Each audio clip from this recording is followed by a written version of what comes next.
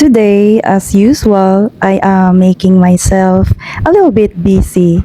As you can see, pero minsan may mga araw din na pagising ko sa umaga, ayoko munang kumilos. Mas gusto ko munang humilata sa higaan ng mga ilang minuto lamang. Dati, nung ako ay nag-aaral pa lamang, ibang-iba ang buhay ko ngayon. Kasi dati kailangan kong gumising ng napakaaga kasi kailangan kong pumasok sa paaralan. Pero ngayon na stable na ako, meron na rin akong partner, and I'm only staying at home, taking care at home, cooking and cleaning, which is most of the time I actually enjoyed things like this na nagtatrabaho ka lang sa bahay.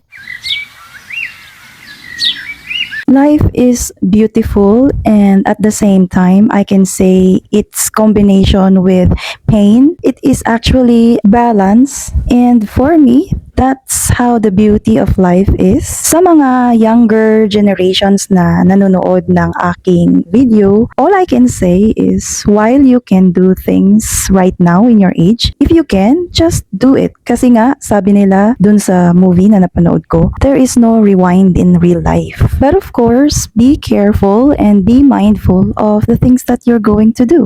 Tapos na tayo sa unang linggo nitong buwan ng Hunyo, at syempre kapag ganitong buwan ng Hunyo, malamig ang panahon kasi ito ay rainy season na dito sa ating lugar. Madalas kapag umuulan sa labas, palagi na lang akong nakatingin sa bintana, pinapanood ko yung pagpatak ng ulan na konting tumatama sa bintana namin. It's really soothing at saka calming sa akin kasi may mga taong kagaya ko na nag-i-enjoy panoorin ang pagbagsak ng ulan. It seems so boring para sa iba kung mapapanood nila itong video ko, pero para sa akin na introvert personality, this kind of moments is always soothing me and recharging me, especially when I go to nature and enjoying myself and recharging myself there. And I'm not gonna lie to you guys, syempre sa kabataan ko noon, naranasan ko rin at naramdaman ko din yung mga bagay na exciting moments. I know how it feels, but ngayon na nasa 30s na ang edad ko, I'm slowly going into a soft and gentle living.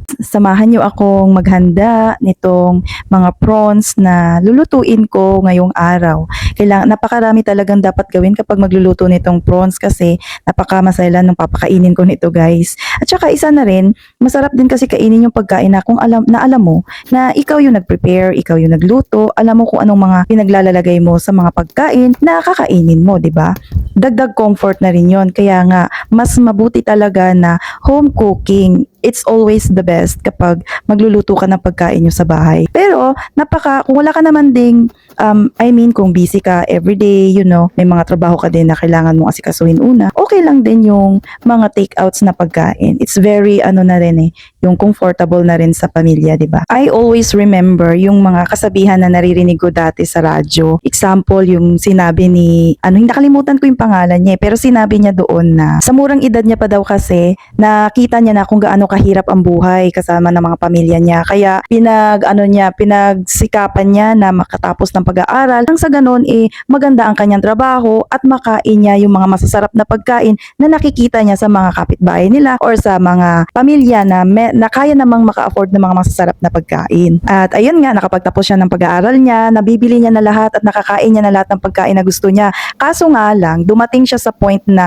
nagkaroon siya ng komplikasyon sa kanyang katawan, kaya nagpa-check up siya sa doktor at sinabi ng doktor na kumain ka ng healthy foods, yung balance lang. Kaya sabi niya sa sarili niya na nung bata pa daw siya, gusto niya na kumain ng mga ganitong pagkain, pero ngayon na kaya na niyang mabili at makain yung mga pagkain na yon, hindi naman dapat sobra-sobrahan. Ang point niya lang doon, guys, na alam mo na yung mga pagkain na kinakain natin, kailangan balance lang talaga. May pera ka man o wala, kailangan i-balance mo yung mga pagkain na kakainin mo. Ang dami ko nang sinabi, guys, no? Kaya dito na lang muna yung aking video. Alam ko mahaba to, pero guys, maraming salamat sa palaging panonood. At eto na nga, natapos din ang aking pagluluto. Guys, thank you so much.